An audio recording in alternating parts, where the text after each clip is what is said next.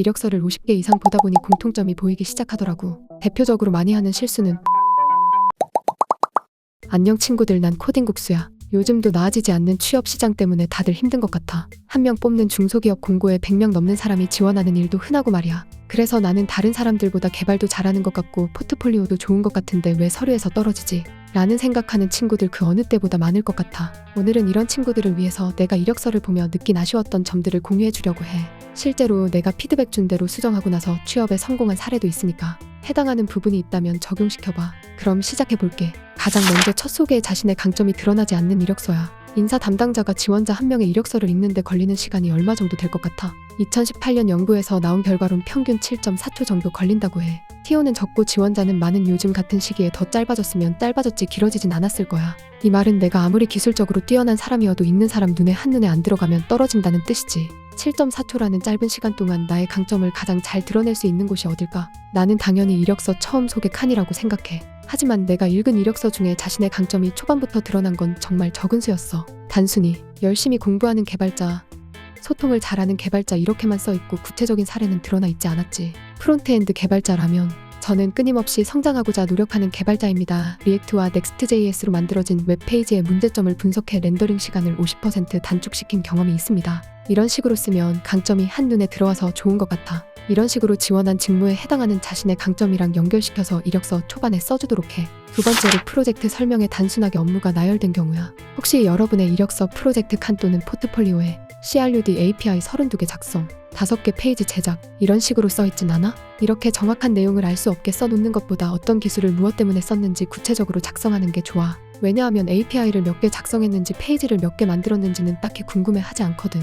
나도 이력서를 많이 읽으면서 다른 게 아니고 그 사람이 프로젝트를 하면서 어떤 어려움을 겪었고 어떻게 해결했는지가 궁금하더라고.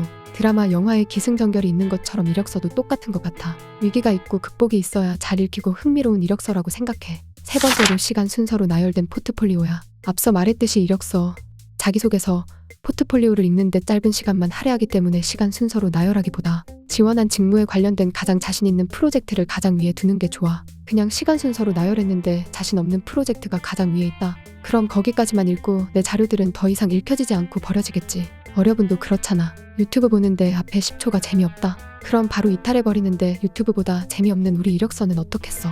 이력서 시청 지속 시간을 늘리기 위해 자신 있는 부분을 가장 위로 올리자고. 네 번째로 너무 긴 줄글이 들어간 경우야. 프로젝트 느낀 점을 줄글로 작성하시는 분들이 꽤 있더라고.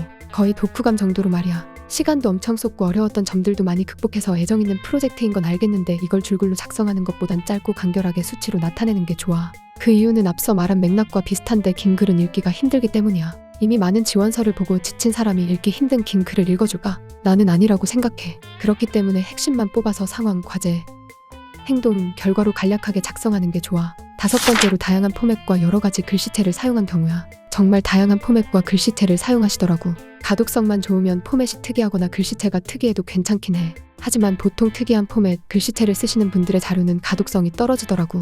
심플 이즈 베스트라는 말이 있잖아. 다들 사용하는 깔끔한 포맷 쓰고 글씨체는 고딕체로 통일하면 될 것 같아. 내 이력서는 왠지 모르게 잘 안 읽히고 깔끔해 보이지 않는다. 남들과 다른 길을 가고 있는 게 아닌지 생각해 볼 필요가 있어. 여섯 번째로 노출하지 않아도 될 단점을 노출하는 경우야. 각자 가지고 있는 단점들 있잖아. 학점이 낮다던가 나이가 많다던가 비전공자라던가. 나 같은 경우는 낮은 학점이 내 단점이었어. 이런 건 필수 사항이 아니면 최대한 숨겨줘. 요즘은 장점만 써놓아도 붙기 힘든 시기인데 꼭 써야 하는 사항이 아닌 단점을 기재하면 합격할 확률이 더욱 낮아진다고 생각해. 서류에서 단점은 최대한 가리자고. 일단 붙은 다음 면접에 가서 잘 설명하면 되니까 말이야. 일곱 번째로 이력서 내용이 일관되지 않는 경우야. 자신의 강점으로 신기술에 열려있는 개발자라고 써놓았는데 정작 프로젝트에서 사용한 기술 항목 보면 신기술이 하나도 없는 경우도 있었고, 자바의 강점을 가진 개발자라고 써놓았는데 자바를 쓴 경험이 보이지 않는 이력서도 있었어. 이렇게 일관되지 않은 이력서는 읽는 사람 입장에서 지원자의 이력서에 신뢰감을 갖기 힘들기 때문에 서류에 합격할 수가 없어.